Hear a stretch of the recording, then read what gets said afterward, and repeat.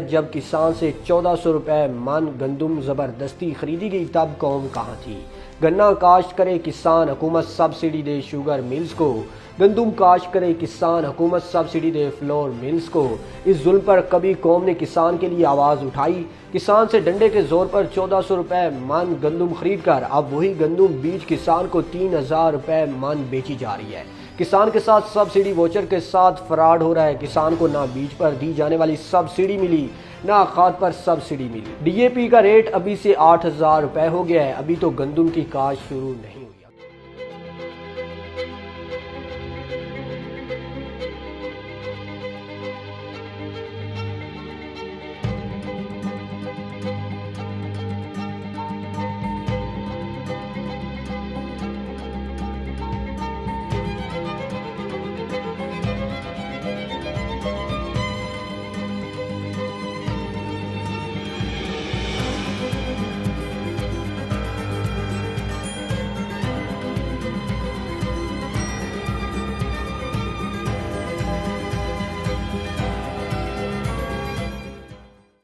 बिस्मिल्लाहिर्रहमानिर्रहीम। मैं हूं आपका भाई हाफिज़ वसी मोहम्मद ख़ान।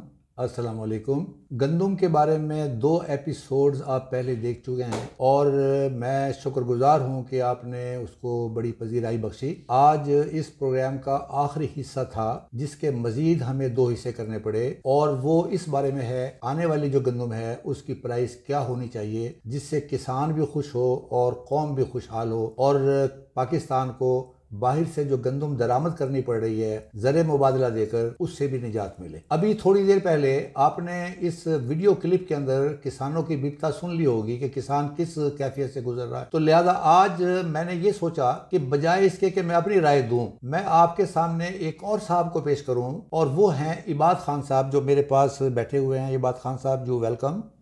और ये मेरी खुश नसीबी है कि इबाद खान साहब एक प्रैक्टिकल फार्मर होने के साथ साथ ये फार्मर्स एसोसिएट्स ऑफ पाकिस्तान के डायरेक्टर हैं और इनकी पहुंच है नेशनल फूड सिक्योरिटी और प्राइस कमीशन तक जहां ये किसानों की बात को पहुंचाते हैं। तो मैं इनको वेलकम करता हूं और मैंने ये सोचा कि चूंकि मैं अकले कुल नहीं हूं लिहाजा बेहतर ये है कि जिस तरह हमने सर्वे किया है पहले 100 आदमियों का और वो आप तक पहुंचाया है, तो उस सर्वे के मुताबिक मैं फार्मर्स एसोसिएट्स ऑफ पाकिस्तान के एक डायरेक्टर से भी राय हासिल कर लूं कि जो आने वाली फसल है, जो किसान जो सारा खर्चा कर रहा है और जो आपने इस वीडियो क्लिप में पहले सुना भी है, उसके मुताबिक मैं जानना चाहूंगा कि इनकी राय के अंदर पाकिस्तानी किसान को इस आने वाले सीजन के अंदर प्राइस पॉलिसी उसके लिए क्या होनी चाहिए जिसके नतीजे के अंदर किसान का भला भी हो और पाकिस्तानी कौम का भला भी हो। जी वेलकम सर। आप मुझे जरा थोड़ा सा अगर आप ब्रीफ कर देंगे, और ब्रीफ करने की क्या जरूरत है, आपको तो पूरी सूरत हाल का इल्म है। इस वक्त जिस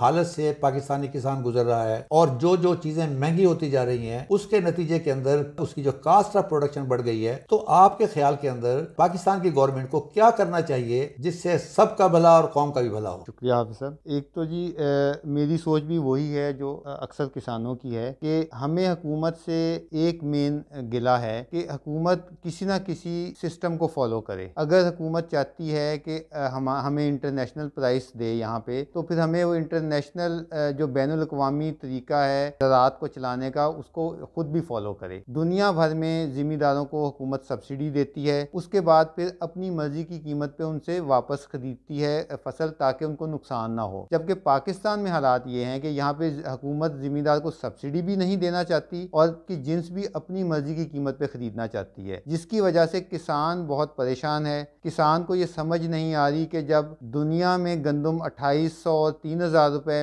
में बिक रही है तो हमारी हुकूमत इस बात पे क्यों अड़ी हुई है कि वो किसान से 1950 रुपए में गंदुम खरीदना चाहती है। जबकि अगर किसान के हम अखराजात को देखें और ज़रूरी मुदाखिल ख़ास तौर पे खादों के रोज़मर्रा की बुनियाद पे बढ़ते हुई कीमतों को देखें, जो पाकिस्तानी ज़राअत की तारीख में कभी ऐसे नहीं हुआ कि डीएपी खाद की कीमत हर दिन बदले। जिस बंदे ने पिछले हफ्ते खरीदी है उसने 7500 की खरीदी है, जो आज खरीदने जा रहा है उसे 8000 की मिल रही है और कल का वादा कोई डीलर नहीं आपसे कर रहा। तो ऐसे हालात में हुकूमत एक बिल्कुल गैर हकीकी कीमत का ऐलान करती है, तो इसको हम एक गैर संजीदा या ना आकबत अंदेश फैसला तो कह सकते हैं। लेकिन इस कीमत पे एक तो गंदुम हुकूमत को कोई देने पे तैयार नहीं होगा और सबसे पहले ये कि इस वक्त मैं जितने ज़मींदारों से मिला हूँ वो मुझे डबल माइंडेड लगे हैं कि वो गंदम काश्त करें या ना करें।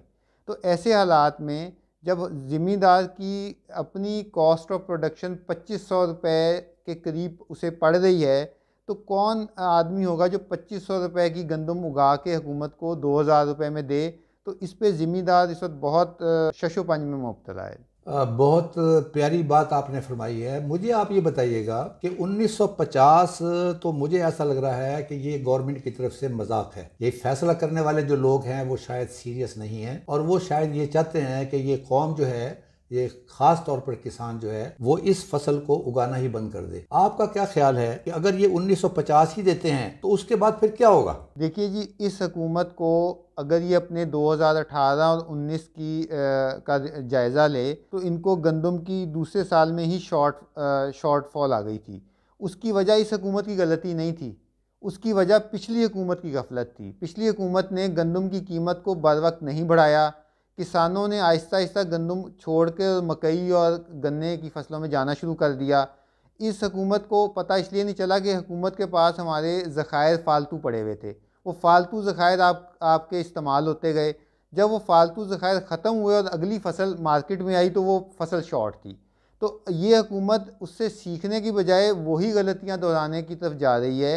और अगर इन्होंने ये फ़ैसला सही अभी भी इनके पास वक्त है क्योंकि अभी गंदम की काश्त शुरू हुई है, अगर ये अपना फ़ैसला इसी वक्त सही ले लें, वरना ये होगा कि इस वक्त मकई की कीमत बहुत अच्छी है, इस वक्त गन्ने की जो मार्केट प्राइस है, हुकूमत की प्राइस कम है लेकिन मार्केट प्राइस अच्छी है, सरसों की मार्केट प्राइस बहुत अच्छी है।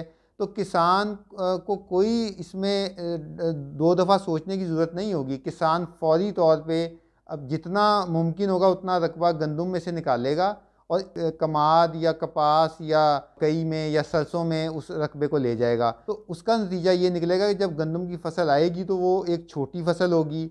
और साथ ही अब मीडिया का दौर है, अब ये नहीं हो सकता कि फसल छोटी आए और लोगों को पता ना चले।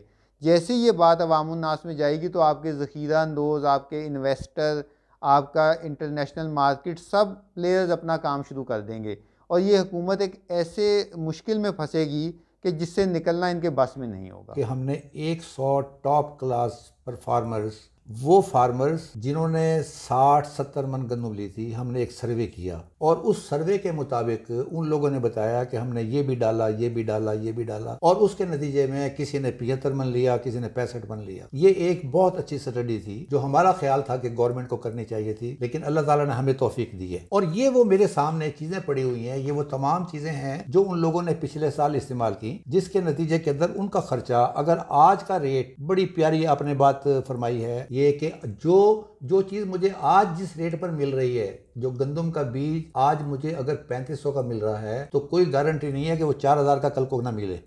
इसी तरीके से जो आज डीएपी मिल रही है, ऐन मुमकिन है कल को मुझे वो 8.5 की मिले और असली हो भी ना हो।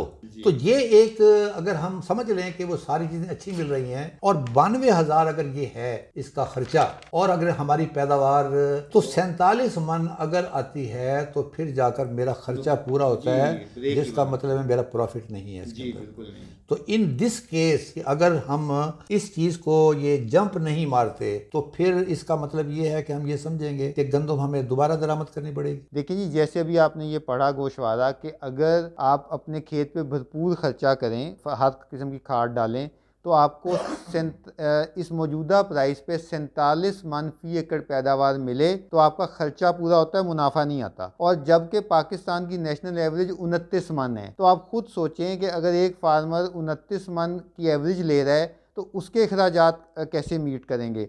और हमारी बहुत अक्सरियत ऐसे फार्मर्स की है, किसानों की, जिनके पास अपनी ज़मीन नहीं है, वो ज़मीन किसी से किराए पे या ठेके पे लेके और गंदम काश्त करते हैं। तो जो लोग तो ज़मीन ठेके पे लेके काश्त करते हैं उनका खर्चा, वो ठेके का एडिशनल उसमें ज़्यादा बढ़ जाता है। तो ऐसे लोगों को तो कम अज़ कम 2596 रुपये मन अगर उन्हें मिले तो 29 मन पे उनका खर्चा बराबर होता है मुनाफे के बगैर। तो इस वक्त हुकूमत को सीरियसली इस मश्क को दोबारा करना चाहिए, क्योंकि जो हुकूमत के पास अदादो शुमार हैं वो हुकूमत के अपने महकमे के दिए हुए हैं, वो किसानों के नहीं हैं। तो वो हुकूमत अगर अपने आप को मज़ीद बेवकूफ़ बनाना चाहती है तो ये हुकूमत की मर्ज़ी है, लेकिन हम किसान के तौर पर हुकूमत को ये मशवरा देते हैं क्योंकि हम नहीं चाहते कि पाकिस्तान में लोगों को लाइन में लगना पड़े।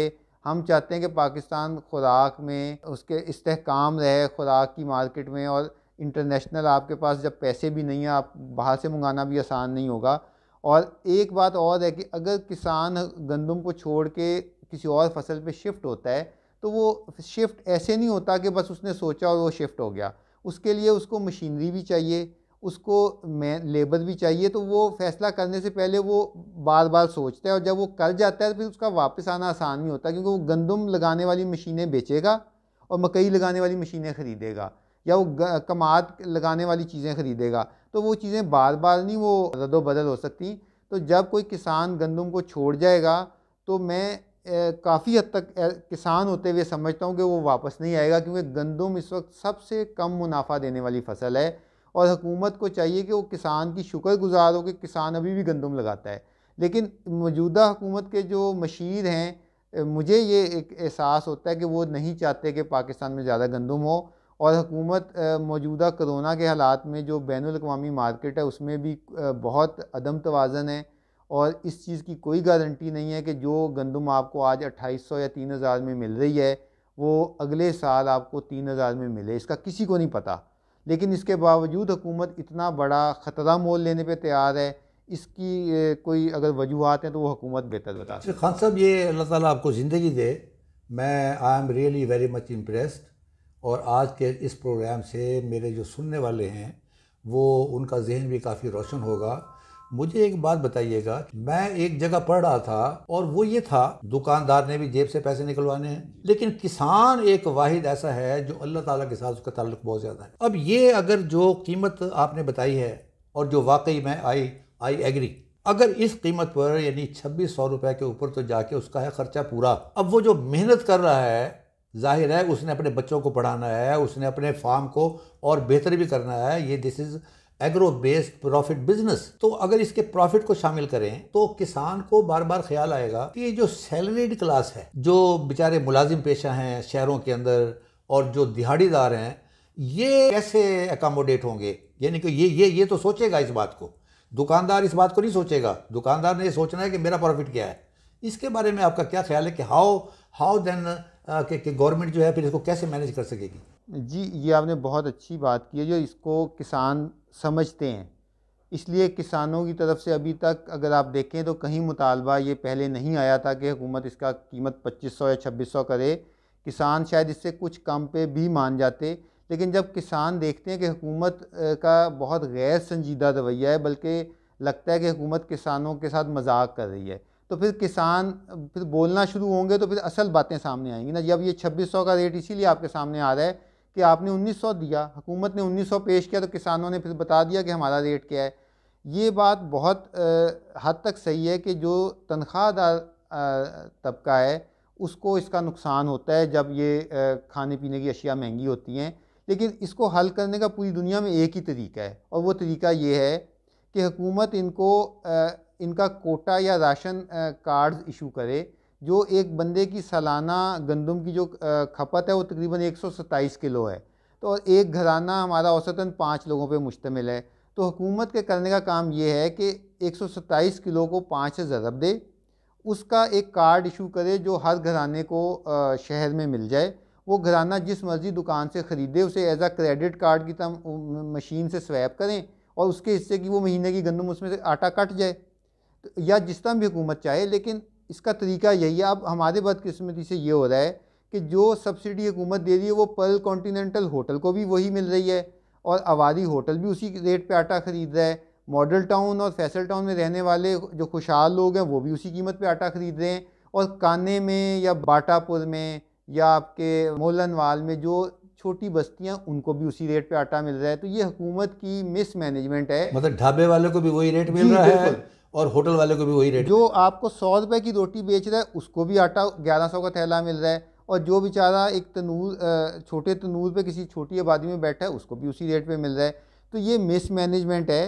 किसान कभी नहीं चाहते कि तनख्वाहदार तबके पे बोझ पड़े, लेकिन किसान इस बात को आपको बताना चाहते हैं कि अगर आप कीमत को सही जगह पे नहीं रखेंगे तो किसान फसल बदल लेगा। क्योंकि किसान कब तक नुकसान उठाए।